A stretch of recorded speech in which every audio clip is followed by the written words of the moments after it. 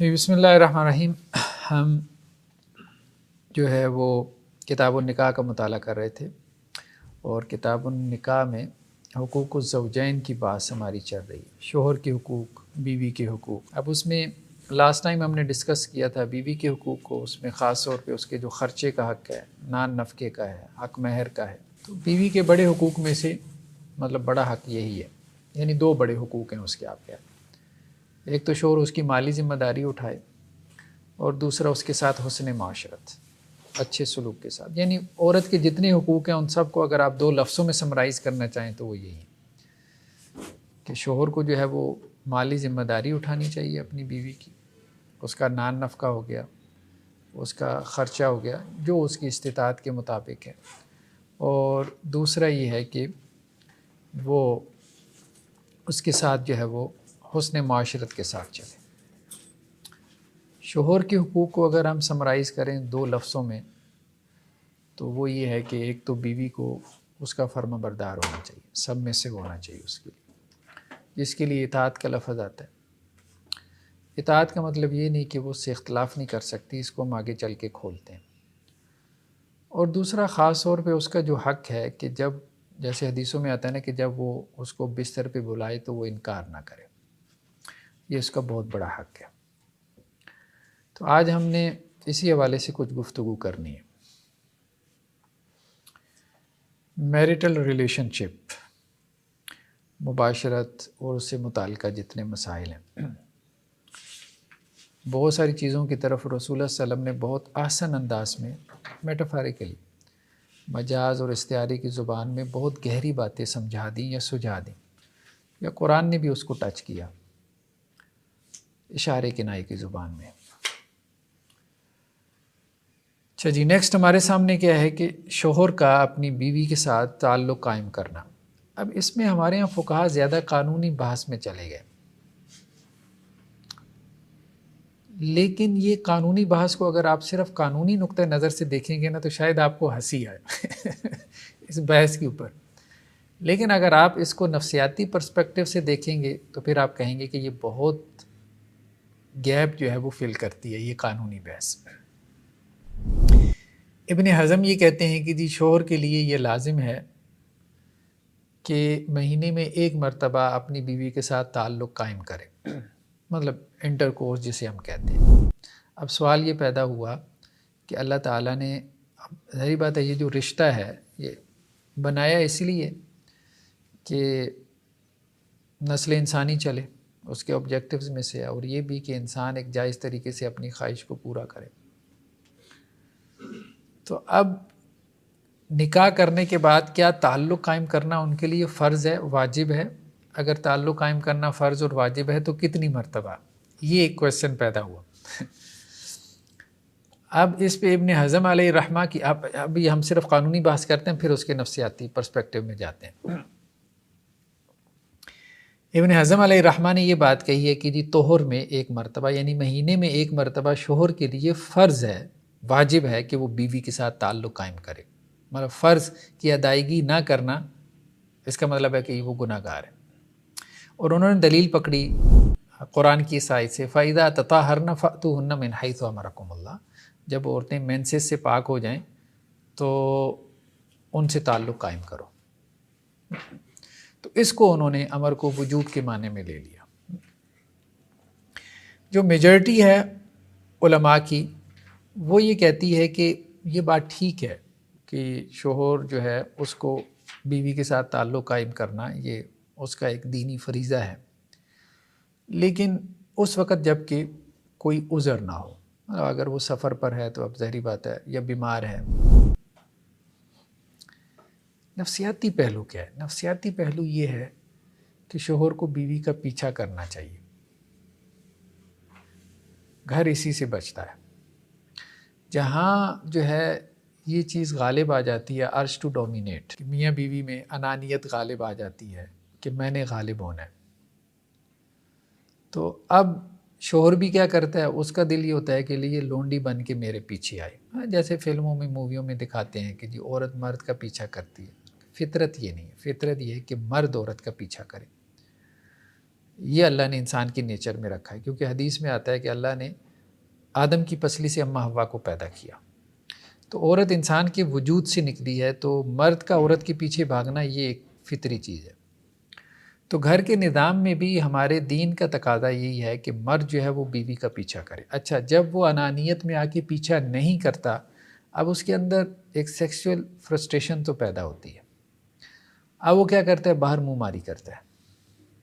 ہمارے ہاں اس وقت سوسائٹی کی سب سے بڑی کرپشن یہی ہے، سب سے بڑی کرپشن یہی ہے کہ مرد اور عورت، میاں بیوی، ہسبینڈ اینڈ وائف، گھر کے ماحول میں ایک دوسرے کے اوپر غالب آنے کے لیے، ایک دوسرے کو دبانے کے لیے کیا کرتے ہیں کہ اپنی نیڈ باہر سے پوری کرنا شروع کر دیتے ہیں۔ مرد ہے تو اس نے باہر 10 عورتیں رکھی ہیں جن سے اس کی منہ ماری چل رہی ہے، اب اس کو بیوی کی ضرورت ہی نہیں ہے۔ تو اب اگر وہ بیوی پاک دامن ہے، نیک ہے، تو اب اس کی بھی ضرورت ہے کہ مرد اس کا پیچھا کرے، اس کی ایک نفسیاتی ضرورت ہے، اس کی بایولوجیکل ہے، اس کی اور بہت سی ضرورتیں ہیں، رومانس کی ضرورت ہے اس کی، وہ مرد پوری نہیں کر رہا، تو اب وہ فرسٹریشن میں آئے گی، اس کی زندگی عذاب ہو جائے گی۔ یہی معاملہ ہے کہ بہت ساری عورتیں پھر اس سے نکلتی ہیں، وہ چٹ چیٹ شروع کر دیتی ہیں، کہ لو انرجی ہے ان کی، رومانس کی انرجی ہے، وہ کہیں اور ایفیلیشن ان کی ہو جاتی ہے جب وہ یہاں پہ کوئی ٹارگٹ ان کو نہیں ملتا۔ تو اس لیے مرد چونکہ گھر کا بڑا ہے، مرد چونکہ گھر کا بڑا ہے، تو اس کو کہا گیا کہ بھائی تم نے پیچھا کرنا ہے اپنی بیوی کا، اس کو فرض سمجھ کے پیچھا کرنا ہے۔ تو امام شافعی علیہ رحمہ کہتے ہیں کہ نہیں، یہ بات نہ کہو کہ یہ اس کے اوپر واجب ہے، ٹھیک ہے، اس کا یہ رائٹ ہے، یہ کہہ دو، شوہر کا یہ حق ہے کہ اسے بیوی کے پاس جانا چاہیے، یا بیوی کا یہ حق ہے کہ شوہر کو اس کے پاس جانا چاہیے، لیکن اس کو اس کے اوپر آپ فرض یا واجب قرار نہ دیں۔ اسی طرح سے امام احمد علیہ رحمہ اس طرف گئے ہیں کہ یہ جو عورت کا حق ہے نا، یہ کم از کم 6 مہینے میں ایک مرتبہ ہے۔ امام ابن حزم نے تو کہا کہ 1 مہینے میں، امام احمد بن حنبل نے کہا 6 مہینے میں ایک مرتبہ۔ انہوں نے اس کی دلیل کہاں سے پکڑی کہ حضرت عمر بن خطاب رضی اللہ عنہ جو کہ خلیفہ ثانی ہیں، وہ مدینہ میں گشت کیا کرتے تھے لوگوں کے احوال جاننے کے لیے، تو وہ رات کو گشت کر رہے تھے، تو ایک خاتون جو ہے وہ اپنے شوہر کے بارے میں، اب یوں کہہ لیں کہ جی اشعار کہہ رہی تھی۔ اب وہ اشعار کا ترجمہ آپ کتاب میں دیکھ لیں بہت زیادہ ہی اس کو آپ کہہ لیں کہ جی رومانس کا اظہار کر رہی تھی اپنے شوہر کے حوالے سے، لیکن یہ ہے کہ اللہ کے ڈر اور خوف کی طرف بھی اشارہ کر رہی تھی۔ تو حضرت عمر نے جب اس عورت کے یہ اشعار سنے تو وہ ہل گئے، انہوں نے پوچھا کہ یہ خاتون کون ہے، ان کو بتایا گیا کہ جی فلاں ہے، اور ان کے شوہر جو ہے وہ اتنے مہینوں سے غائب ہیں، یعنی جہاد فی سبیل اللہ میں ہے، اور یہ گھر پہ اکیلی ہے۔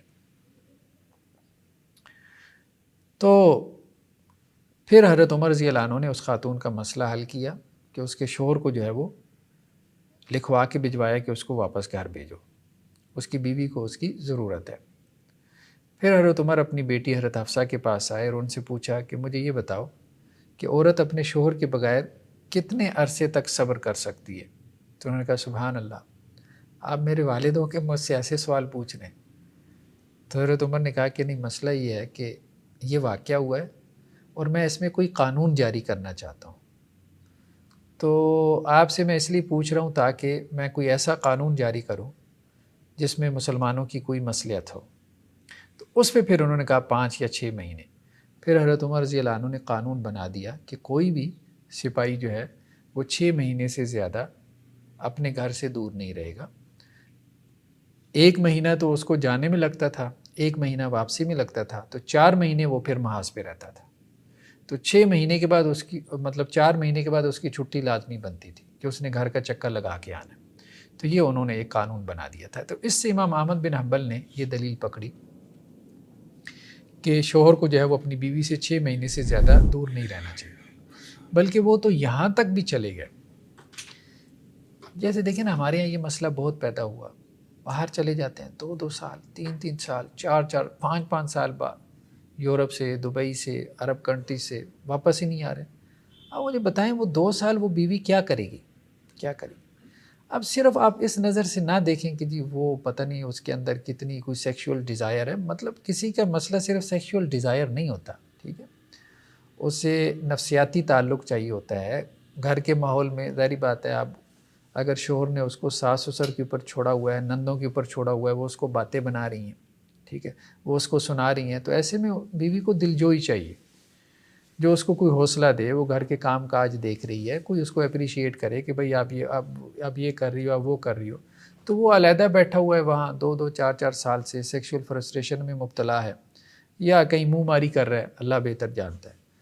اور اس کا معاملہ کیا ہے کہ یہ یہاں کوٹتی جا رہی ہے. تو یہ بالکل ایک انہیلدی اور غیر فطری ریلیشن شپ اور بندھن میں بندھے ہوئی ہیں. شادیاں اس لیے نہیں کی جاتی کہ آپ سالوں ایک دوسرے سے جدا رہیں، اور یہ کسی کو بھی سجیسٹ نہیں کرنا چاہیے. تو میں تو اس قسم کے کیسز میں یہ کہتا ہوں کہ اپنی بیوی کو ساتھ لے کے جاؤ، اپنے ساتھ رکھو. اب نہیں رکھ سکتے تو یہاں پاکستان میں رہو.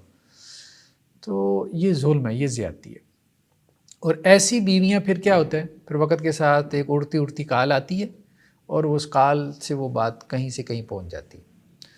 تو اب ظاہری بات ہے کہ شوہر جو ہے، شوہر کے ساتھ اس کی بات چیت کیا ہونی ہے؟ شوہر کے ساتھ اس نے شکایتیں لگانی ہیں، تمہاری ماں نے یہ کہہ دیا، تمہاری بہن نے یہ کہہ دیا، تو بچے میرے اوپر چھوڑ کے چلے گئے ہو، سبزی مجھے لانی پڑتی ہے، اس کو مجھے اکیلے سنبھالنا پڑتا ہے، اس کو ڈاکٹر کے پاس مجھے لے کے جانا پڑتا ہے. اب وہ کیا پیار محبت کی باتیں کرے گا؟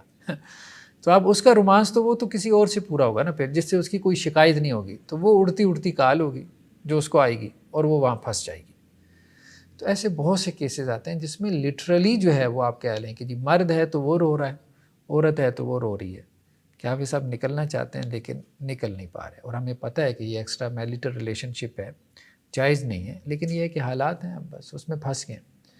تو یہ سوسائٹی میں اب یہ کرپشن بہت زیادہ ہے، اور ایون کہ مذہبی لوگوں میں بھی پیدا ہو چکی ہے، مذہبی گھرانوں میں بھی پیدا ہو چکی ہے. اس کو سمجھنے کی ضرورت ہے کہ ریلیشن شپ ایک بیسک نیڈ ہے. جس طرح کھانا جو ہے انسان کی ایک بنیادی ضرورت ہے، تو آپ کھانا نہیں کھائیں گے تو ڈسٹرب رہیں گے. تو اسی طرح سے اب ایک میریٹل ریلیشن شپ میں آ گئے ہیں، میرج کانٹریکٹ میں آ گئے ہیں، تو اب آپ ایک دوسرے کی نفسیاتی ضرورتیں، ایک دوسرے کی جو ہے وہ آپ کہہ لیں سیکشول ڈیزائرز ہو گئیں، یا اور جو فزیکل ضرورتیں ہیں انسان کی وہ پوری نہیں کر رہے، تو آپ پھر اس کے اندر ڈس آرڈر کے اندر آ جائیں گے. وہ سائیکولوجیکل ڈس آرڈر ہو، وہ کسی اور قسم کا جو ہے وہ ڈس آرڈر ہو. خیر بہرحال، تو حنابلہ میں یہ رائے بھی ہے کہ اگر کوئی شوہر اپنی بیوی کو چھوڑ دیتا ہے، 6 مہینے تک اس کے پاس نہیں آتا، تو وہ قاضی کے پاس جائے اور قاضی کو کہے کہ جی ہمارے درمیان سیپریشن کروا دے. تو قاضی کو چاہیے کہ ان کے درمیان سیپریشن کروائے. بالکل ٹھیک ہے.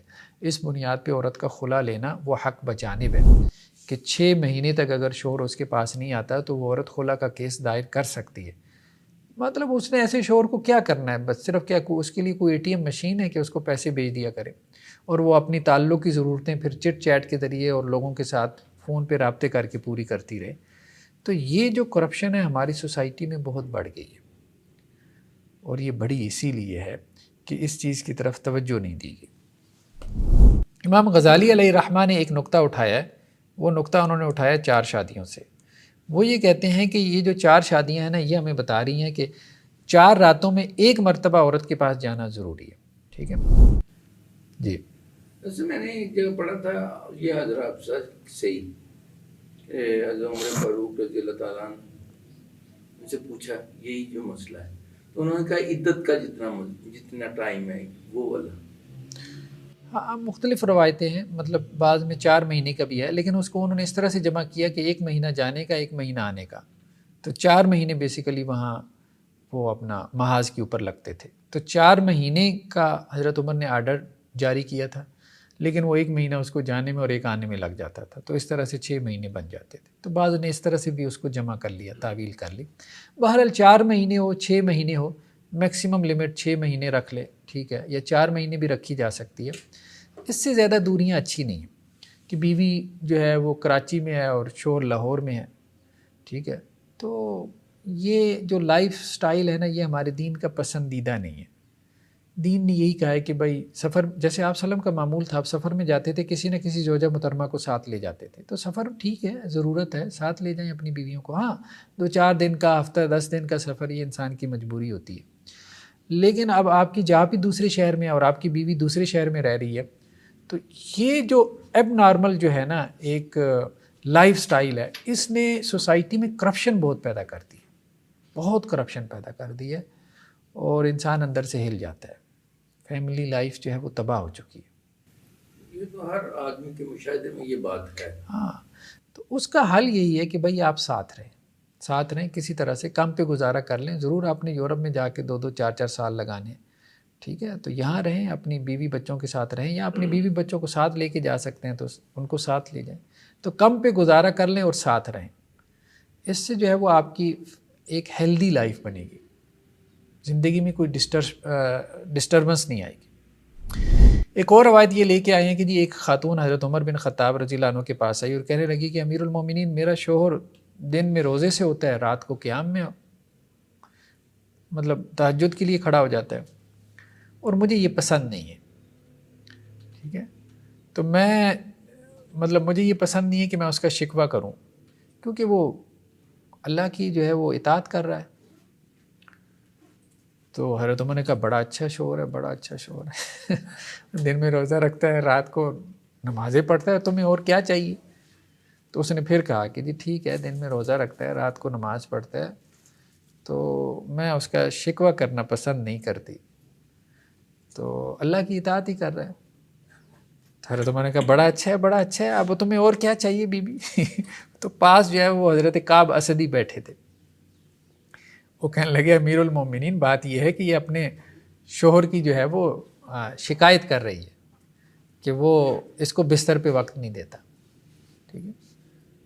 تو حضرت عمر نے کہا اچھا، اب تو نے اس کی بات سمجھ لی ہے تو اب تو اس کا مسئلہ حل کر، مجھے تو اس کی بات سمجھ ہی نہیں آئی، مطلب گہرا فہم تمہارا ہے تو پھر تم ہی مسئلہ حل کرو۔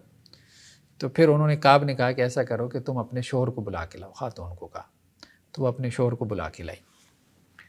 تو پھر اس نے جو ہے وہ عورت نے اشعار کہے، پھر اس کے شوہر نے اس کو جواب دیا، خیر بہرحال یہ اشعار تو آپ دیکھ لیں۔ اس پہ جو ہے وہ حضرت کعب نے اسے کہا کہ دیکھو بات یہ ہے کہ اللہ تعالیٰ نے تمہیں 3-4 شادیوں کی اجازت دی ہے، 2-3-4 کی اجازت دی ہے، تو اب میکسیمم تمہیں 4 کی اجازت ہے، تو اس سے تو میں یہ مسئلہ اخذ کرتا ہوں کہ 3 راتیں تم عبادت کر لو، 4تھی رات تمہاری بیوی کی ہے، بس اس سے زیادہ نہیں، ٹھیک ہے، وہ تمہیں لازماً دینی پڑے گی۔ تو اس پہ حضرت عمر رضی اللہ عنہ نے کہا کہ واہ، اللہ تعالیٰ نے آپ کو بڑا فہم دیا ہے، ٹھیک ہے، تم نے اس کا مسئلہ بھی سمجھ لیا، اور اس مسئلے کو جس طرح سے تم نے استدلال کر کے حل کیا، تو یہ بہرحال اپریشیبل ہے۔ تو حضرت عمر رضی اللہ عنہ نے پھر ان کو بصرہ کا قاضی بنا دیا، کعب اسدی کو بصرہ کا قاضی بنا دیا۔ یہ تابعی تھے؟ تابعین میں سے تھے۔ اسی طرح صحیح مسلم کی ایک اور روایت ہے، اللہ کے رسول صلی اللہ علیہ وسلم، اصل میں دیکھیں بات یہ ہے کہ یہ ایک ڈبیٹ ہمارے یہاں کھڑی ہو جاتی ہے کہ کیا جس طرح سے مرد کی جو ہے سیکشول ڈرائیو ہے، کیا عورتوں کے اندر بھی ایسی ہے؟ نہیں، یہ بات ٹھیک نہیں معلوم ہوتی، مردوں کے اندر سیکشول ڈرائیو زیادہ ہے، ٹھیک ہے، اس لیے وہ سیکشول فرسٹریشن میں زیادہ مبتلا ہو جاتے ہیں۔ تو عورت میں جو جذبات ہیں نا، ایموشنز ہیں نا، وہ ایموشنز اور ہیں، وہ رومانس کے جو ہے ایموشنز ہیں، وہ سیکس کے نہیں ہیں۔ اب اس پہ BBC کا ایک میں سروے پڑھ رہا تھا، وہ کوئی تقریباً 2 لاکھ کا ان کا سیمپل تھا، اور کوئی 60 کے قریب کنٹریز کا تھا جو انہوں نے لیا اسی بات کے اوپر کہ مرد اور عورت میں یہ جو ایک ہے کہ سیکشول ڈرائیو مرد میں جو ہے وہ زیادہ ہوتی ہے اور عورت میں کم ہوتی ہے، تو اس کے نتائج یہی تھے کہ ایسا ہی ہے، مطلب یہ ایک بہت بڑا سیمپل تھا گلوبل لیول پہ۔ تو باقی ٹھیک ہے، عورت کی بھی ضرورت ہے، عورت کی بھی یہ ضرورت ہے، لیکن عورت کی زیادہ ضرورت یہ ہوتی ہے کہ مرد اس کا پیچھا کرے، بس اس سے وہ مطمئن ہو جاتی ہے کہ مرد اس کا پیچھا کرے، رومانس سے وہ مطمئن ہو جاتی ہے، اس کو اطمینان ہو جاتا ہے۔ صحیح مسلم کی روایت ہے کہ اللہ کے رسول صلی اللہ علیہ وسلم نے فرمایا وَلَكَ فِي جِمَاعِ زَوْجَتِكَ أَجْرٌ، دیکھو تم اپنی بیوی کے ساتھ تعلق قائم کرتے ہو تو اس پہ بھی اجر ہے۔ تو صحابہ نے کہا اللہ کے رسول ہم تو اپنی شہوت پوری کر رہے ہیں، ایک اپنی خواہش پوری کر رہے ہیں، کیا اللہ تعالیٰ اس پہ بھی ہمیں اجر دے گا؟ تو اللہ کے رسول نے فرمایا دیکھو اگر تم حرام طریقے سے یہ شہوت پوری کرتے، یہ خواہش پوری کرتے تو کیا کوئی گناہ ہوتا؟ تو انہوں نے کہا جی ہاں گناہ تو ہوتا۔ تو آپ صلی اللہ علیہ وسلم فرمایا جب حلال طریقے سے کیا تو اس پہ تمہارے لیے اجر ہے۔ تو اللہ کے رسول صلی اللہ علیہ وسلم نے اس کو اجر اور جو ریوارڈ کے ساتھ جوڑا ہے، تو وہ وجہ یہی ہے کہ بہت دفعہ میں مرد کو مشکل لگ رہا ہوتا ہے، وہ یہ سمجھتا ہے کہ جی بیوی مجھے دبا رہی ہے، ٹھیک ہے، اور اب چونکہ اس کے اندر یہ، اسی لیے اس کو 4 شادیوں کی اجازت دی گئی ہے مرد کو، کیونکہ اس کے اندر یہ سیکشول ڈرائیو زیادہ ہے۔ اب بعض اوقات یہ ہوتا ہے کہ بیوی ایک ہے تو وہ مطلب کھیل بھی سکتی ہے اس کے ساتھ، سیدھی سی بات ہے، نفسیاتی اعتبار سے گھر میں ساری لڑائی یہی چل رہی ہوتی ہے آج ٹو ڈومینیٹ کیسے کرنا ہے، ٹھیک۔ تو اب ایسے میں اس کو اجر کے ساتھ جوڑ دیا گیا، بجائے اس کے کہ وہ اب بیوی کے سامنے جھکنے کے بجائے کہ ایک بار میں منہ ماری کر لیتا ہوں، ٹھیک ہے، تو وہ بہتر ہے کہ اپنی بیوی کے سامنے جھک جائے، کیونکہ اس میں اللہ نے اس کے لیے اجر رکھا ہے، مطلب اس سے اس کی پرسنالٹی کی ڈیولپمنٹ ہوگی، اس کا تزکیہ نفس میں، اس کی پیوریفیکیشن میں یہ چیز جو ہے وہ اس کے کام آ جائے گی، مطلب اس طرف اس کو جو ہے وہ اشارہ کیا۔ حضرت انس بن مالک سے ہے کہ اللہ کے رسول صلی اللہ علیہ وسلم نے فرمایا، جب تم میں سے کوئی شخص اپنی بیوی کے ساتھ تعلق قائم کرے، ٹھیک ہے، تو وہ مطلب اس کو صدقہ سمجھ کے کرے، ٹھیک ہے، اور جب وہ اپنی حاجت پوری کر لے، اس سے پہلے کہ اس کی بیوی اپنی حاجت پوری کرے تو وہ جلدی نہ کرے یہاں تک کہ وہ بھی اپنی حاجت پوری کر لے۔ یا اسی طرح ایک اور روایت میں ہے، اللہ کے رسول صلی اللہ علیہ وسلم نے جو ہے وہ حضرت جابر کو کہا تھا، جب دیکھا نا کہ ان کے کپڑوں پہ خوشبو لگی ہوئی ہے تو کہا کہ شادی کی؟ تو انہوں نے کہا جی ہاں۔ تو آپ صلی اللہ علیہ وسلم نے فرمایا کس سے کی ہے؟ مطلب کماری لڑکی سے کی ہے یا آپ نے کسی بیوہ سے مطلقہ سے کی ہے؟ تو انہوں نے بتایا کہ جی نہیں، کماری سے نہیں کی، تو اس لیے کہ میرے والد صاحب فوت ہو گئے، میری بہنیں بھی تھیں، تو مجھے یہ تھا کہ کوئی میچور خاتون ہونی چاہیے جو میری بہنوں کو سنبھال لے۔ تو بہرحال انہوں نے اپنا ایک اس اعتبار سے کیا، ایک ڈیسیژن لیا، اور اللہ تعالیٰ انہیں اس پہ اجر دے۔ تو اس پہ آپ صلی اللہ علیہ وسلم فرمایا کہ کسی کماری سے کیوں نہیں تم نے شادی کی؟ تلاعبها وتلاعبک، کہ تم اس سے کھیلتے اور وہ تم سے کھیلتی۔ اب اس سے بعض اہل علم نے اس طرف اشارہ کیا ہے کہ مرد کے اندر چونکہ سیکشول ڈرائیو زیادہ ہے، تو مرد جو ہے وہ بس کہتا ہے کہ جی بس منٹ میں تعلق قائم ہو اور بس وہ کام کرے اور نکل جائے۔ عورت کا معاملہ یہ نہیں ہے، ٹھیک ہے، عورت کو ٹائم چاہیے ہوتا ہے، وقت چاہیے، تو اسی کو جو ہے وہ حدیث میں ملاعبہ کہا گیا۔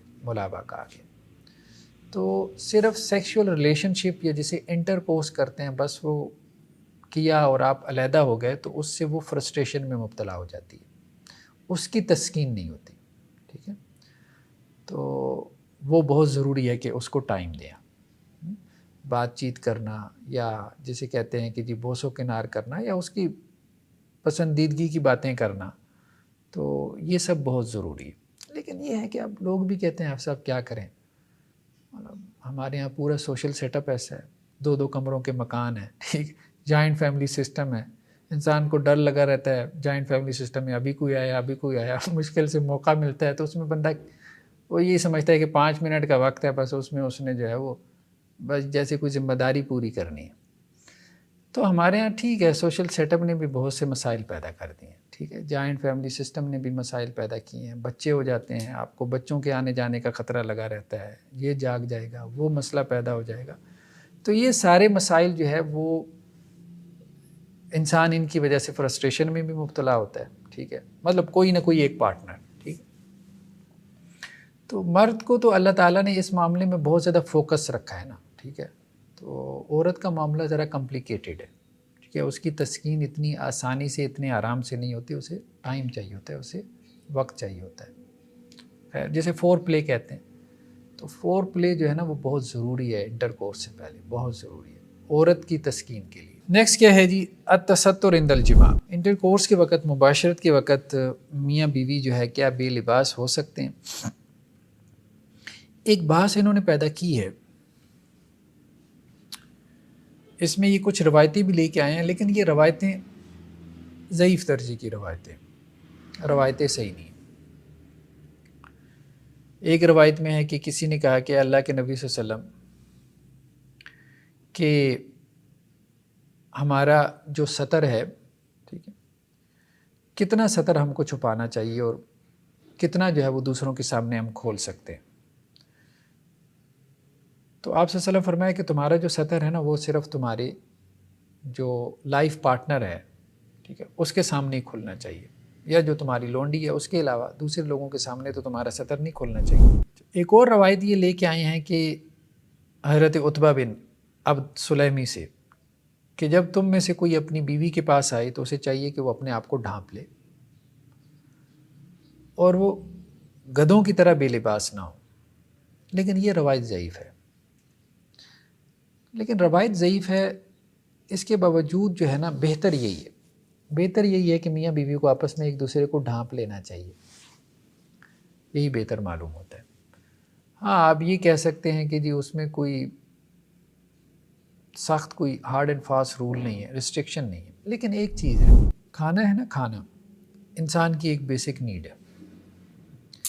اب انسان اگر ٹیبل کے اوپر سجا کے رکھے گا، اس کو ایک طریقے سے کھائے گا تو مہذب لگے گا، لیکن کھانے کے اوپر ٹوٹ پڑے گا تو وہ مہذب انداز نہیں ہے۔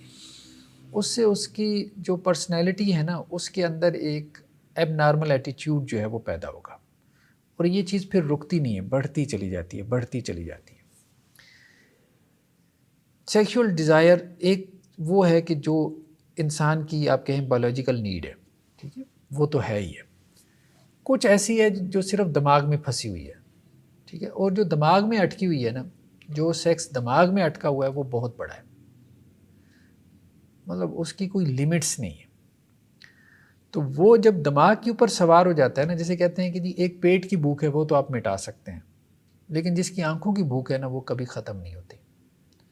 تو سیکشول ڈرائیو جو اس کی بایولوجیکل نیڈ ہے وہ تو پوری ہو جاتی ہے، اور وہ یقین مانے ایک بیوی سے بھی پوری ہو جاتی ہے۔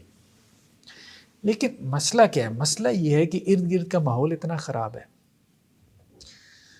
سوشل میڈیا پہ آپ بیٹھتے ہیں، باہر نکلتے ہیں تو وہ سیکشول ڈرائیو آپ کی بھڑک اٹھتی ہے۔ خواتین ہیں ہر قسم کی ڈریسنگ میں، تو وہ چلتی پہ تیل کا کام دیتی ہے۔ اب جب وہ بھڑک اٹھتی ہے تو اب وہ سارا کچھ جو وہ ارد گرد وہ دیکھ رہا ہے، وہ سب کچھ کی ایکسپیکٹیشن اپنی بیویوں سے لگا لیتے ہیں، وہ جو ان کی، اب وہ ایک بیوی اس کے لیے کفایت نہیں کرتی، سیکنڈ میرج کی اس کی جو ہے وہ گنجائش نہیں ہوتی۔ تو اب بیویوں کی بہت سارے کمنٹس، عام مطلب کمنٹس بیویوں کے یہی ہوتے ہیں، مطلب طلاقیں کس بنیاد پہ ہو رہی ہیں؟ کیوں آپ کی بیوی خلا مانے؟ جی وہ مجھے کہتی ہے یہ تو جنسی حیوان ہے، یا اس کے تو دماغ پہ سیکس سوار ہے، یا اسے تو اس کے علاوہ کوئی کام سوچتا ہی نہیں، یا اس کے تو مطالبات ختم ہی نہیں ہوتے، یا اس کا تو ہر وقت، یہ عام ہے بیویوں کے، یہ جملے عام ہیں، ٹھیک ہے۔ تو اس میں مردوں کا بھی قصور ہے، ٹھیک ہے، مطلب اب بعض بیویاں یہ بھی کہتی ہیں کہ جی وہ وحشی بن جاتے ہیں، مطلب انٹر کورس کے وقت میں حیوان بن جاتے ہیں۔ بہت سے ایسے ہیں کہ جو مطلب تشدد پہ بھی آمادہ ہو جاتے ہیں، مطلب ایسے کیسز بھی میرے پاس آئے کہ جی وہ اسے سکون ہی نہیں ملتا تھا، شوہر کو وہ سگریٹ سے اس کے جسم کو داغتا تھا، جلاتا تھا، کیا کرے، اب اس کے بچے ہیں، کیا کریں۔ کچھ ایسے ہیں کہ جو زبردستی پورن دکھانے کی کوشش کرتے ہیں، ٹھیک ہے، کہ یہ کرو سارا کچھ جو یہاں ویڈیو میں ہو رہا ہے۔ اب یہ ہمارے ہاں کرپشن بہت عام ہو گئی۔ اب اس میں بہت سے ایسے ہیں جو اورل سیکس کی طرف چلے جاتے ہیں، اس پہ بیویوں کو مجبور کرتے ہیں۔ تو اب کہنے کا مقصد یہ ہمارے سوسائٹی کے مسائل ہیں۔ اب وہ اندر ہی اندر کوڑتی رہتی ہیں، اور وہ باتیں بھی ایسی ہوتی ہیں کہ وہ نہ اپنی فیملی میں ذکر کر سکتی ہیں۔ اچھا کچھ ایسے بھی ہیں مرد کے جو اب اینل سیکس پہ مجبور کرتے ہیں بیویوں کو، ٹھیک ہے۔ اب ایسے کیسز بھی آتے ہیں کہ جی وہ کہتے ہیں جی اورل سیکس بھی اور اینل سیکس بھی ہے، دوبر میں جمع کرنا۔ اب اس کو اطمینان ہی نہیں ہو رہا، اس کے شوہر کو، اس کو ٹھنڈی نہیں پڑ رہی، وہ اس کے دماغ کو چڑھی ہوئی ہے نا۔ تو مردوں کی طرف سے بھی قصور ہے کہ وہ جو ایک بایولوجیکل نیڈ تھی وہ ان کے دماغ کو چڑھ گئی۔ کیوں چڑھ گئی؟ یہ جو نیٹ پہ بیٹھ کے سارا دن فارغ فوش سائٹس دیکھتے رہے تو وہ دماغ پہ چڑھ گئی، یا ارد گرد ماحول کی وجہ سے وہ دماغ پہ چڑھ گئی۔ تو اب وہ بیوی کو خواہ مخواہ تنگ کیا ہوا ہے، ناجائز قسم کی جو ہے وہ اس سے جو ہے وہ ڈیمانڈس کر رہے ہیں، وہ انٹر کورس کے اندر یہ کرنا ہے وہ کرنا ہے۔ ظاہر بات ہے اس کی بھی کچھ نہ کچھ لمٹس تو ہیں نا۔ اب آپ اس کو لمٹ لیس کر دیں گے تو، اس لیے میں چونکہ بات یہاں سے چلی تھی ڈھانپنے کے حوالے سے، تو میری اپنی ذاتی رائے یہ ہے کہ اگرچہ اس معاملے میں ضعیف روایتیں، کوئی ہارڈ اینڈ فاسٹ رول نہیں ہے، لیکن انسان کو اس جذبے کو بایولوجیکل نیڈ تک رکھنا چاہیے، دماغ پہ سوار نہیں کرنا چاہیے، یعنی اپنی امیجینیشن کے تابع نہ ہو جائے، کیونکہ جب آپ امیجینیشن کے تابع ہو گئے نا تو روز ایک نیا خیال آئے گا، ٹھیک ہے، کہ آپ کو یہ کرنا ہے، آپ کو وہ کرنا ہے، اور وہ نہ ختم ہونے والی چیزیں ہیں جن کے اندر انسان پڑ جائے تو کسی کام کا نہیں رہ جاتا۔ تو اس لیے بہتر ہے کہ اپنے آپ کو ڈھانپ کے کریں۔ ایسے وقت میں انسان کو اپنے آپ کو جو ہے وہ ڈھانپ لینا چاہیے، کیونکہ حدیثوں میں یہ بھی آتا ہے کہ شیطان ایسے وقت میں حاضر ہو جاتا ہے۔ التسمیہ عند الجماع، انٹرکورس کے وقت میں اللہ کا نام لینا، جو دعا ہمیں سکھائی گئی ہے حضرت عبداللہ ابن عباس سے روایت ہے کہ جب تم میں سے کوئی اپنی بیوی کے پاس آئے تو یہ دعا پڑھے، بسم اللہ اللہم جنبنا الشیطان، اللہ کے نام کے ساتھ، اے اللہ ہمیں شیطان مردود سے بچا، وجنب الشیطان ما رزقتنا، اور جو آپ ہمیں اولاد رزق کے طور پہ دیں اس کو بھی شیطان مردود سے بچائیں۔ تو پھر آپ صلی اللہ علیہ وسلم فرمایا اگر وہ یہ دعا پڑھ کے اپنی بیوی کے پاس جائے گا تو اللہ نے اگر اس کے اولاد مقدر کی ہے تو وہ شیطان اس کو نقصان نہیں پہنچا سکے گا۔ ایک اور چیز جس کی طرف قرآن نے بھی اولاد اولاد اولاد، اس کو صرف سیکشول ڈرائیو نہ سمجھو، ڈیزائر نہ سمجھو، اولاد کے ساتھ اس کو جوڑ دیا نا۔ اچھا اللہ تعالیٰ نے یہ بات بھی ٹھیک ہے، فرائڈ اس حد تک یہ بات اس کی سمجھ میں آتی ہے کہ انسان کے اندر جو ڈیزائرز رکھی گئی نا ان میں سب سے قوی یہی ہے۔ مطلب ٹھیک ہے کہ غذا کے بغیر انسان کا گزارا نہیں ہو سکتا، لیکن باہر دیکھیں انسان کتنی بڑی ذمہ داری اٹھا لیتا ہے، بیوی بچوں کی ذمہ داری، صرف اپنی اس ڈیزائر کی وجہ۔ اگر یہ ڈیزائر اتنی قوی نہ ہوتی تو کون مطلب اب آپ کہیں کہ جی بیوی بچوں کی ذمہ داری اٹھاتا، بچے پالنے ہیں، یہ کرنا ہے، وہ کرنا ہے، پیدا کرنے ہیں، مجھے کیا لگے بیوی کی جو ہے وہ مطلب وہ جیسے شوروں کی بات ہوتی ہے، بک بک سننی ہے، یہ کرنا ہے سارا دن ہے، تو وہ کیوں کرتا ہے؟ اس لیے کہ اس کے اندر اللہ نے یہ ڈیزائر بہت قوی رکھ دی ہے، اس لیے قوی رکھی ہے کہ وہ ذمہ داری اٹھائے، اس میں حکمت یہی ہے۔ لیکن دوسری طرف اب وہ ذمہ داری تو اب اس نے اٹھا لی ہے، تو اب اس کو جوڑا ہے کہ دیکھو اصل مقصود آبجیکٹو اللہ نے نسل انسانی کو چلانا ہے، اس لیے اللہ نے یہ اتنی قوی طور پہ یہ خواہش رکھی ہے، تو اصل مقصود کی طرف نظر رکھو، باقی اس کو بایولوجیکل نیڈ کے طور پہ، مزے کے طور پہ، لذت کے طور پہ ٹھیک ہے، کوئی حرج نہیں ہے، لیکن لذت کو ذہن پہ سوار نہ کرو۔ اب اگر لذت ہی ذہن پہ سوار ہو جائے گی، وہی الٹیمیٹ گول اور آبجیکٹو بن جائے گی، تو پھر کبھی بھی مطمئن نہیں ہوگے۔ ویسٹرن سوسائٹی کو ہم دیکھ رہے ہیں، مطلب بیوی سے مطمئن نہیں ہوئی ہے، فری سیکس سوسائٹی قائم کر دی، ٹھیک ہے، 100 عورتوں سے تعلق قائم کر لو، اس سے بھی اطمینان نہیں ہوا، پھر کیا کرے، سیم جینڈر ریلیشن شپ شروع ہو گیا، ہومو سیکشولیٹی شروع ہو گئی، گائز آ گئے، لیسبین آ گئے، اچھا اس بھی سے اطمینان نہیں ہوا، جانوروں کے ساتھ شروع ہو گیا، ٹھیک ہے۔ مطلب یہ اب ڈبیٹ چلی نا کئی ایک یورپین کنٹریز میں کہ اپنے پیٹ کے ساتھ اگر میں تعلق قائم کروں تو یہ لیگل ہے کہ نہیں، اور باقاعدہ بعض ممالک میں قانون سازی ہوئی، اس کو لیگل کیا گیا۔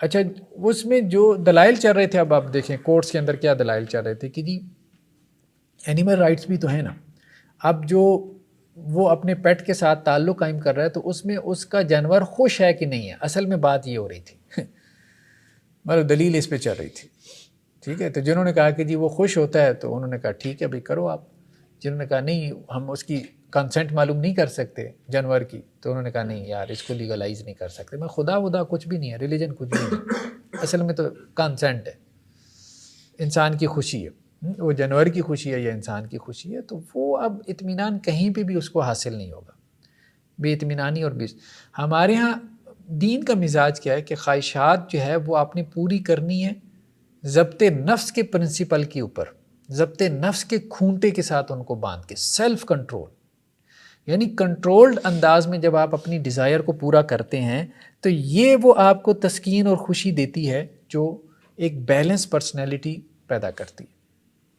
جب یہ سب کچھ ان کنٹرولڈ ہو جاتا ہے تو وہ پھر امبیلنس قسم کی پرسنالٹیز آتی ہیں ہمارے سامنے، اور وہ سارا کچھ ہو رہا ہے، سوسائٹی میں کرپشن بھی ہو رہی ہے اور بہت زیادہ عدم اطمینان بھی ہے۔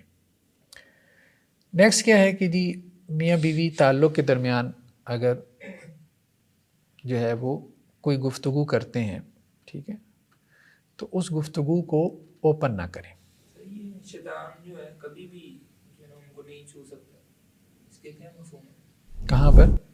وہ دعا جو پڑھتے ہیں لن یضر ذلک، ہاں مطلب اس سے مراد یہی ہے کہ اس کو کوئی نقصان نہیں پہنچا سکتا. پیدائش کے وقت جیسے آتا ہے نا کہ شیطان جو ہے وہ اس کو بچے کو ٹچ کر کے جو ہے وہ اس کو نقصان پہنچانے کی کوشش کرتا ہے، تو وہ مخبوط الحواس نہیں بنا سکتا. مطلب یہ ویسے اس کا وسوسہ وہ تو باقی رہے گا، وہ تو ختم نہیں ہو سکتا. قرآن نے مختلف لیولز بیان کیے شیطان کے نا. ایک ہے وسوسہ، ایک ہے جس کو قرآن نے مس کہا ہے، یعنی وہ ٹچ کرتا ہے، وسوسہ ڈالتا ہے. وسوسہ مین وسپرنگ. پھر اس کے بعد وہ ٹچ کرتا ہے. ان الذین اتقوا اذا مسهم طائف من الشیطان، متقی آدمیوں کے لیے بھی قرآن نے استعمال کیا یہ لفظ کہ ان کو بھی شیطان ٹچ کر جاتا ہے. پھر ایک قرآن نے لفظ استعمال کیا نزغ، ٹھیک ہے، شیطان کی طرف سے نزغ، جیسے نا چٹکی آپ کاٹ لیتے ہیں ایسے چٹکی کاٹتے ہیں. کوئی آپ کو چٹکی کاٹے نا تو آپ کو سمجھ نہیں آتی تو اٹھا کے اس کو تھپڑ ماریں گے، کیا ہو گیا. تو اسی طرح وہ اچانک جو آپ کو غصہ آتا ہے نا، کوئی چیز ٹریگر کرتی ہے، آپ کو خود بھی نہیں سمجھیں گے اتنا غصہ کیوں آ گیا، وہ نزغ ہوتا ہے شیطان کی طرف سے.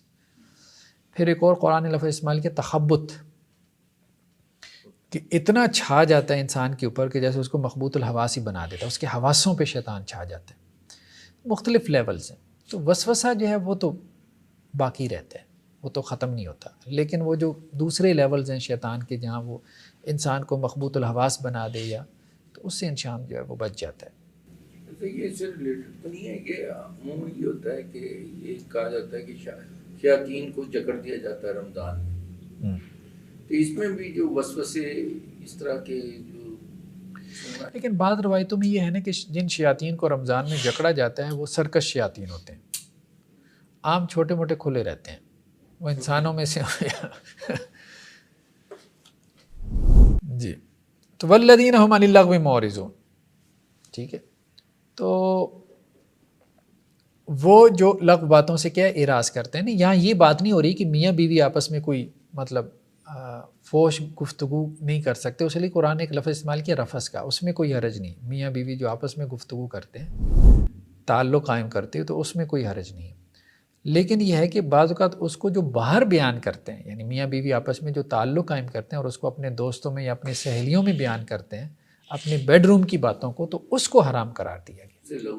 ہاں، تو اگر کوئی مسئلہ پوچھنے کے لیے بھی کرے، جیسے آپ صلی اللہ علیہ وسلم کے پاس جیسے خاتون آئی، ٹھیک ہے، اب وہ تو مطلب یہ کہ جی میں اس سے سپریشن لے لوں یا نہ لوں، تو اس وقت آپ کو مفتی سے یا قاضی کے پاس اگر کوئی مسئلہ چلا جاتا ہے یا ایون کے ڈاکٹر کے پاس چلا جاتا ہے، تو وہاں تو اب آپ نے اس سے کنسلٹنسی لینی ہے نا. تو وہاں اگر آپ اپنا کوئی بیان کریں تو اس میں کوئی حرج والی بات نہیں ہے، وہ تو ایک کسی مقصد سے ہوتا ہے نا.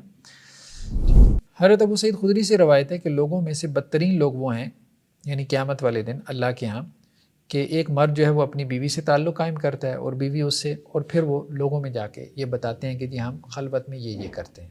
ٹھیک ہے.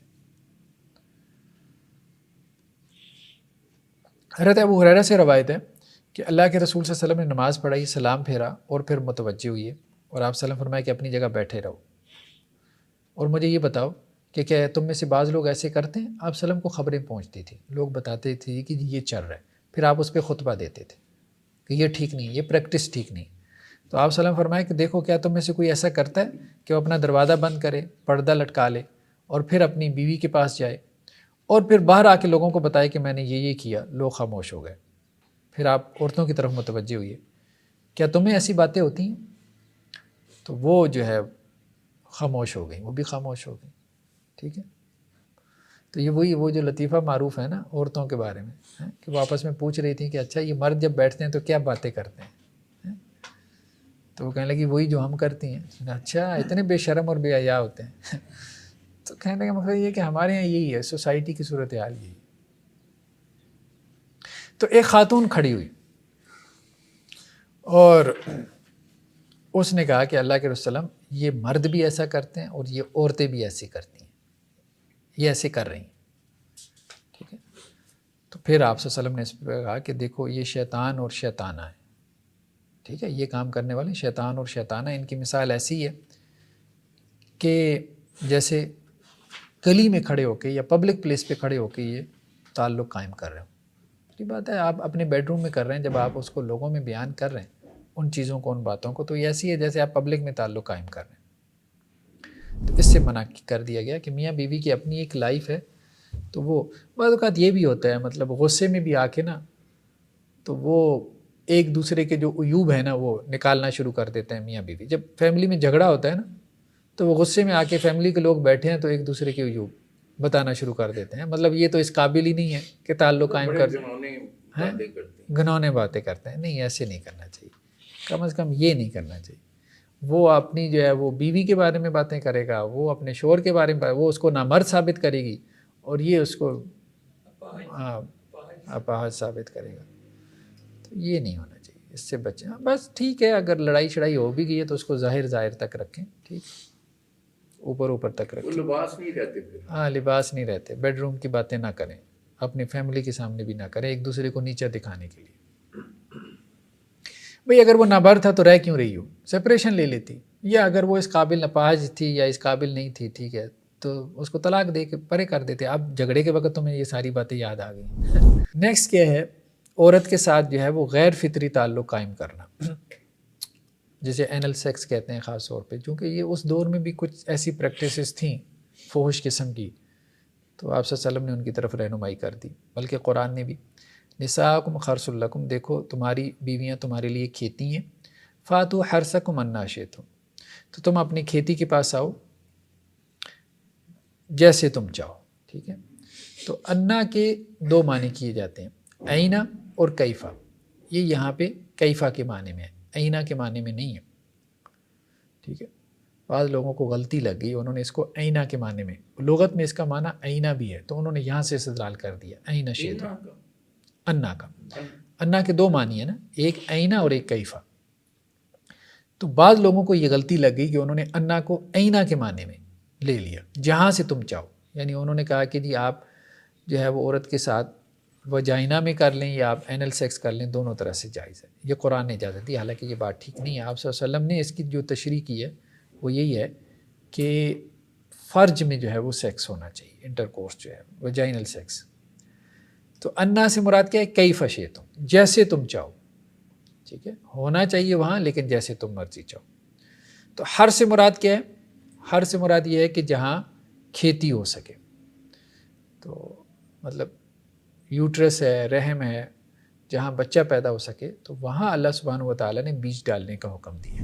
تو فَأْتُوهُنَّ مِنْ حَيْثُ أَمَرَكُمُ اللَّهُ، اور اللہ سبحانہ و تعالیٰ نے یہ بھی کہا کہ دیکھو وہاں ان سے تعلق قائم کرو جہاں سے اللہ نے تم کو حکم دیا. اشارتاً اللہ نے باتیں واضح کر دی. تو انا شئتم سے مراد یہی ہے.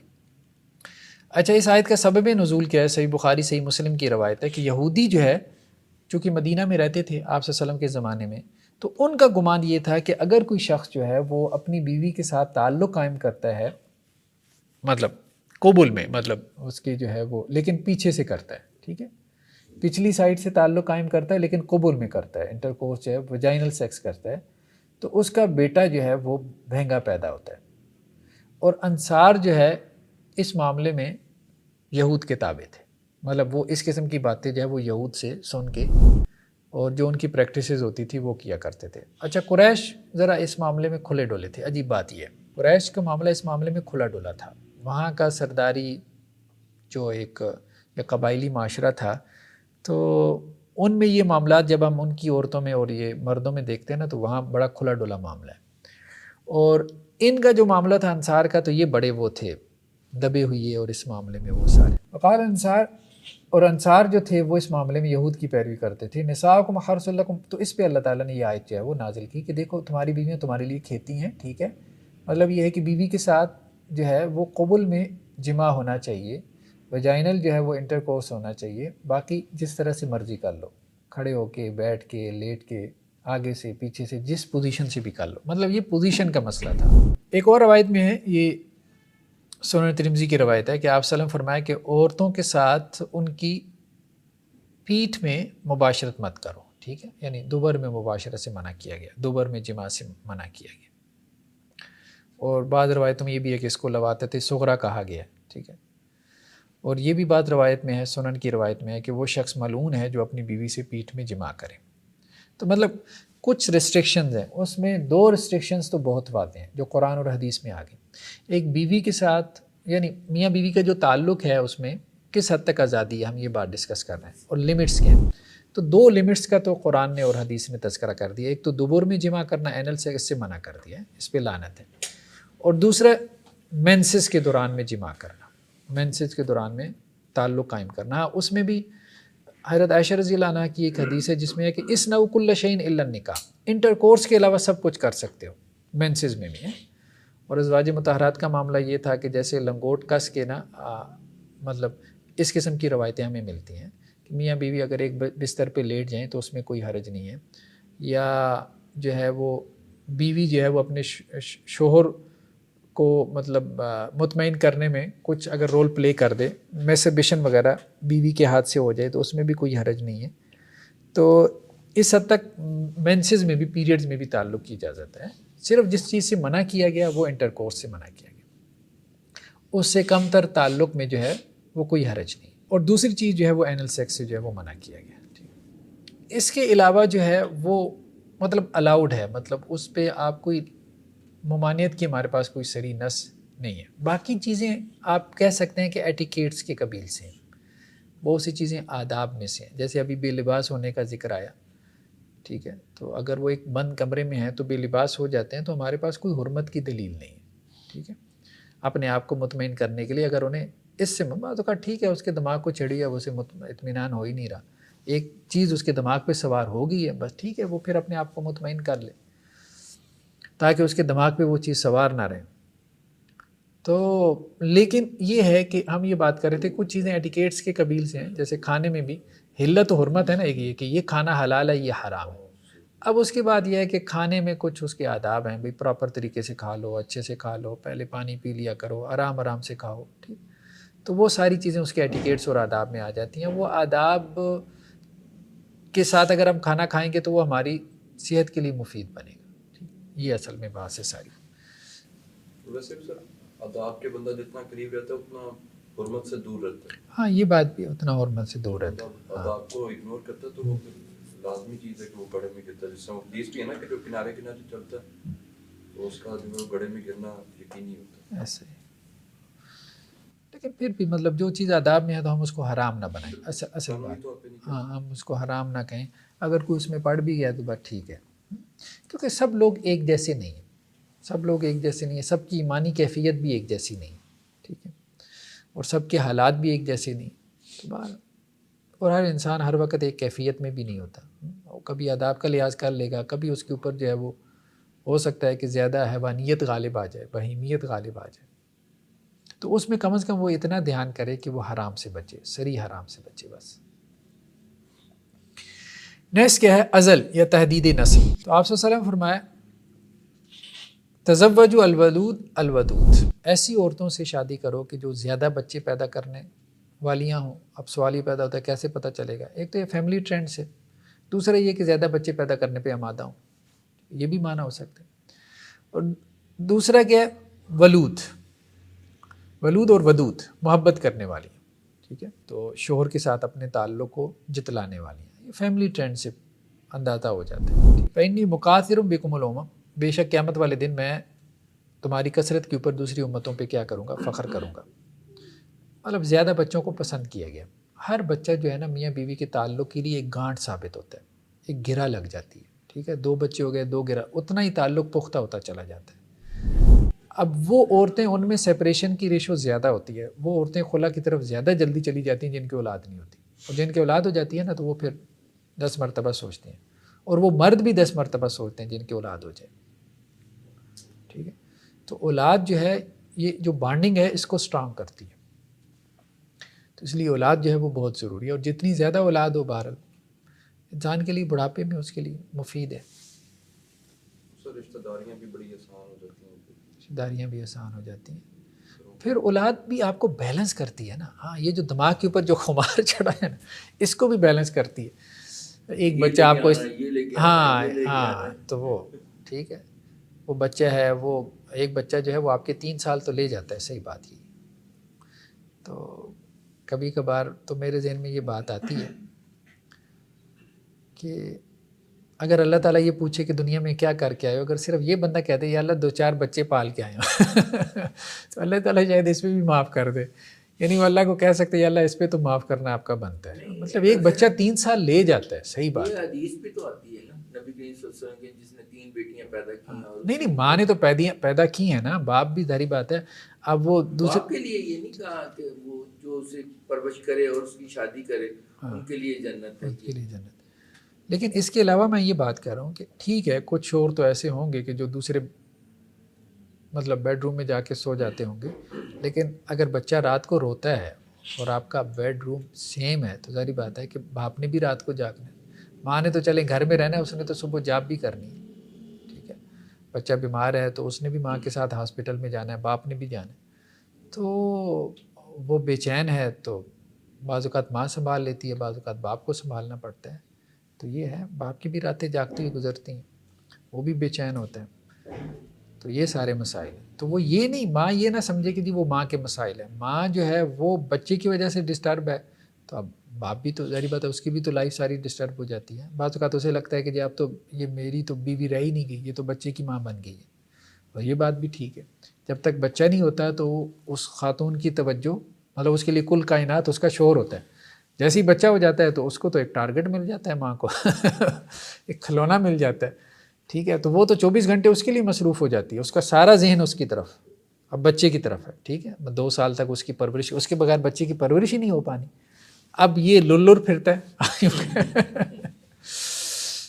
تو پنجابی میں کہاوت ہے کہ 5 سال گالیا تھا 1 لال پالی, تو امی اکثر 4-5 سال میں.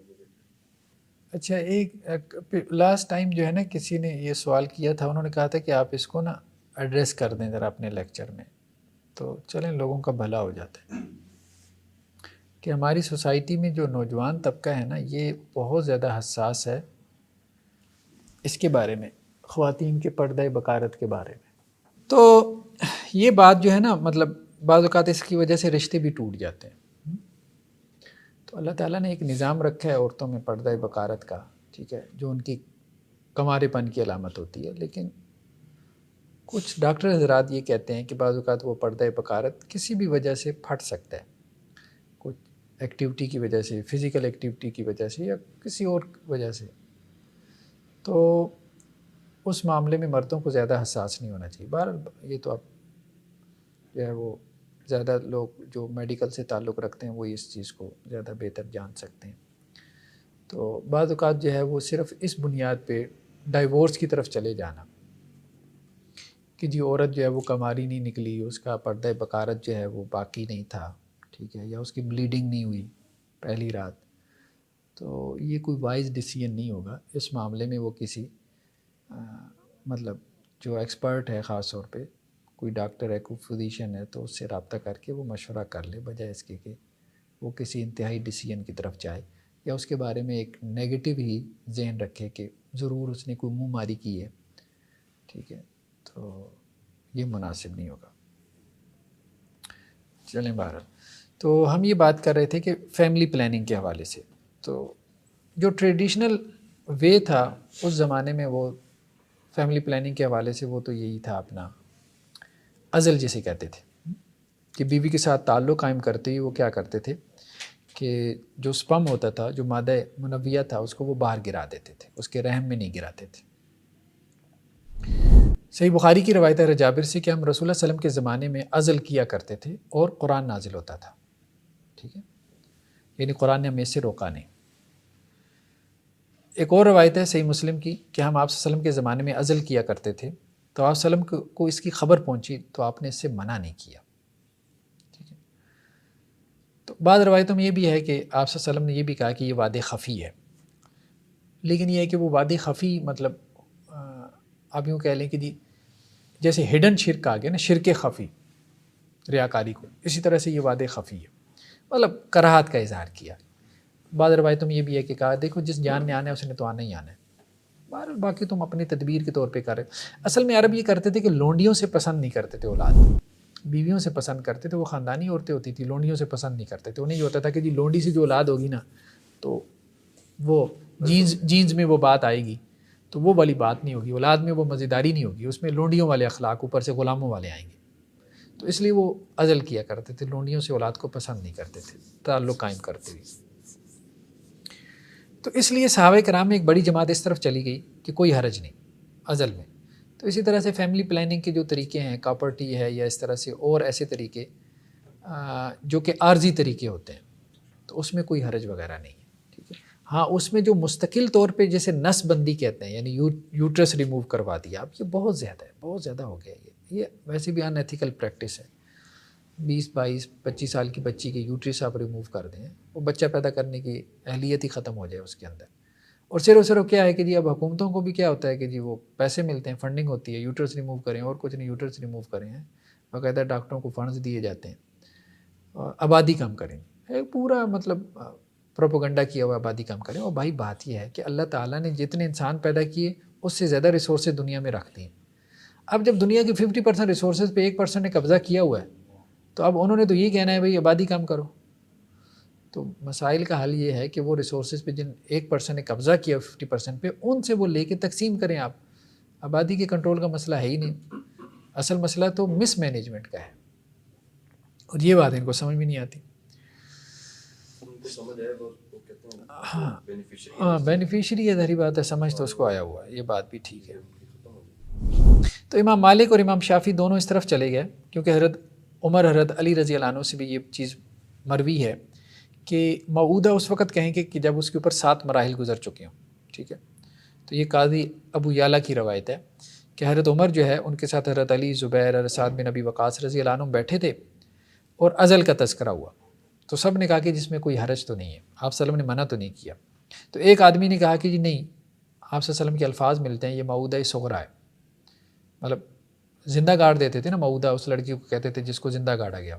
تو یہ بھی چھوٹا جو ہے وہ بچی کو زندہ گاڑ دینا. عموماً آپ اب دیکھیں کہ انڈیا میں بھی زیادہ کیا ہوتا ہے کہ پتہ چلتا ہے کہ جی لڑکی ہے تو وہ کیا کرتے ہیں جی ایبارشن کروا لیتے ہیں. وہ ایبارشن کی بات آگے آ رہی ہے. ابھی تو صرف پلاننگ کی بات ہو رہی ہے نا کہ ایک بچہ حمل ٹھہرا نہیں ہے، پریگنینسی نہیں ٹھہری، تو اس سے پہلے کہ آپ کو پلاننگ کر سکتے ہیں. تو ہم اس پہ بات یہ کر رہے ہیں کہ بظاہر یہ محسوس ہوتا ہے کہ عارضی پلاننگ کی جا سکتی ہے، مستقل نہیں. یعنی جیسے بچوں میں گیپ دینے کے لیے کہ ان کی تربیت اچھی ہو جائے، اوپر تلے بچے نہ ہو، ماں کی صحت متاثر نہ ہو. ٹھیک ہے. تو اس میں کوئی حرج نہیں، وہ ازل والی روایتوں سے لیا جا سکتا ہے. ہاں موعودہ صغرا کیس پہ حضرت علی نے کہا تھا کہ دیکھو بات یہ ہے، موعودہ صغرا تب ہو سکتا ہے جب 7 مراحل گزر چکے ہوں. اور وہ کیا ہے؟ سلالہ من طین، پھر نطفہ، پھر اس کے بعد علقہ، پھر مضغہ، پھر عظام، پھر لحم، پھر خلق آخر، یعنی 4 ماہ کے بعد جب کہ اس کے اندر روح پھونکی جاتی ہے. تو 4 ماہ کے بعد حضرت علی رضی اللہ عنہ نے کہا کہ یہ 7 مراحل گزرنے کے بعد اب اگر کوئی اس کو مارے گا نا تو یہ موعودہ صغرا ہے. اس سے پہلے جو ہے اس پہ ہم آگے بات کرتے ہیں. لیکن اہل و ظاہر یہ کہتے ہیں کہ نہیں، یہ حرام ہے، فیملی پلاننگ حرام ہے. ظاہریہ کا موقف یہ ہے، اور وہ کہتے ہیں یہ وعدے خفی ہے. لیکن بہرحال آپ صلی اللہ علیہ وسلم نے اس سے منع نہیں کیا، زیادہ روایتیں یہی کہتی ہیں. ہاں ڈسکریج ضرور کیا اس کو کہ دیکھو فائدہ کوئی نہیں ہے اس کا. بعض اوقات پلاننگ کے باوجود آپ کے جو ہے وہ بچہ جس نے آنا ہے اس نے تو آنا ہے، سیدھی سی بات ہے. ٹھیک ہے. اس نے تو آ کے رہنا ہے، آپ جتنی مرضی پلاننگ کر لیں، باقی کوئی حرج نہیں اگر کوئی کرنا چاہتا ہے تو. نیکسٹ جو ہے اسقاط حمل، ایبارشن. تو ایبارشن جو ہے یہ ٹھیک نہیں ہے. اچھا 4 ماہ کے بعد تو سب کہتے ہیں کہ حرام ہے، کیونکہ بچے میں جان پڑ جاتی ہے. اب وہ ایک مکمل جان ہے، وہ ایک قتل ہے، اب اس کا قتل ایک جان کا قتل ہے. ٹھیک ہے. ہاں 4 ماہ سے پہلے جب تک اس کے اندر روح نہیں پڑی تو اب کیا اس کا قتل ہے کہ نہیں ہے، اس میں اختلاف ہے. ٹھیک ہے. اس میں بھی میجورٹی یہ کہتی ہے کہ 40 دن کے بعد جو ہے نا نہیں، کیونکہ 40 دن تک حدیثوں میں آتا ہے کہ وہ نطفہ ہے، پانی کا قطرہ ہے، لیکن اس کے بعد پھر وہ علقہ اور مضغہ بننا شروع ہو جاتا ہے. ٹھیک ہے. تو میجورٹی یہ کہتی ہے کہ 40 دن کے بعد تو بالکل گنجائش نہیں ہے. ہاں 40 دن کے اندر ایک اختلاف پیدا ہوا پہلے 40 دن میں کہ اگر وہ ضائع کرا لے جبکہ وہ صرف نطفہ ہے، ایک پانی کا قطرہ ہے، ابھی کچھ مزید نہیں بنا، تو اس پہ جو ہے دونوں رائے موجود ہیں. بعض کہتے ہیں کہ جی ایبارشن کروا سکتا ہے، بعض کہتے ہیں مطلب کسی سبب سے، اور بعض کہتے ہیں کہ نہیں کروا سکتا. مجھے زیادہ بہتر رائے یہی معلوم ہوتی ہے کہ نہیں کروا سکتا، کیونکہ وہ ایک سبب بن گیا. ٹھیک ہے. اب اس کی بنیاد پہ جو ہے آج نہ صحیح لیکن کل کا تو وہ بچہ ہے، 9 ماہ بعد کا تو وہ بچہ ہے. ٹھیک ہے. تو اگر آپ اس کو ضائع نہیں کریں گے تو وہ مستقبل کا ایک بچہ ہے. تو اس لیے اصول فقہ میں ایک بحث آتی ہے سبب اور مسبب کی، کہ سبب جو ذریعہ بن جاتا ہے مسبب کا ہے، تو سبب کا بھی وہی حکم ہے جو مسبب کا حکم ہے. تو اس لیے 40 دنوں کے اندر بھی اس کو ابارٹ کروانا یہ جائز نہیں، یہ حرمت کے درجے میں آئے گا. ہاں وہ ایک علیحدہ مسئلہ ہے کہ جی ماں کی جان کو خطرہ ہے تو آپ بچے کا ابارشن کروا دیں، ٹھیک ہے، وہ ایک علیحدہ بات ہے، کیونکہ اس میں ماں کی جان کو پریفر کیا جائے گا. وہ ایک مکمل جان ہے نا، اور یہ جان تو ابھی بننے کے مراحل میں ہے، تو آپ مکمل جان کو ایک انکمپلیٹ جان کے اوپر آپ پریفر کریں گے، ترجیح دیں گے. یا بعض اوقات ایک اور مسئلہ آتا ہے کہ جی رپورٹ سے یہ پتہ چل رہا ہے کہ یہ بچہ معذور ہوگا، ٹھیک ہے، مینٹلی ریٹارڈڈ ہوگا یا ویسی معذور بچہ پیدا ہوگا، تو اب کیا کریں؟